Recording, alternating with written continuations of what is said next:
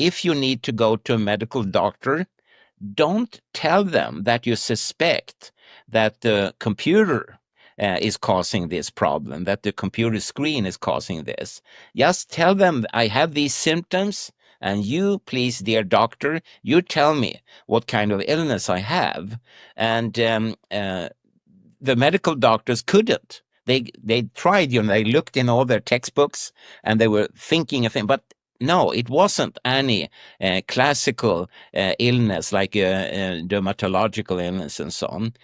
Some people started to talk about the electrohypersensitive people, and that was in the early days, that they were mentally deranged, or they were imagining things, and a lot of sort of explanation, Pavlovian conditioning.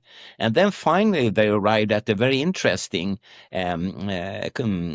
explanation, namely that it's actually your fault, because when you do an interview or write an article or a television program or radio program, then people start to think, oh, maybe I'm a bit also electrohypersensitive, and that is called a mass media driven psychosis.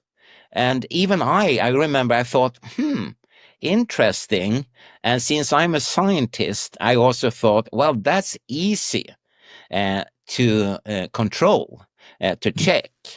And instead of taking humans, we took rats and exposed them exactly the same.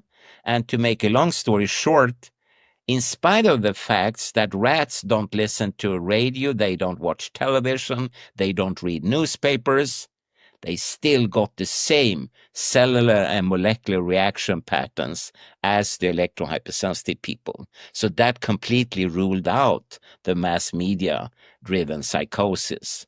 But you see, there have been a lot of home cooked explanations trying to get rid of these people, but since the year 2000, they are very officially recognized as a functional impairment, and they are protected by the United Nations Special Human Rights Acts for people with functional impairments.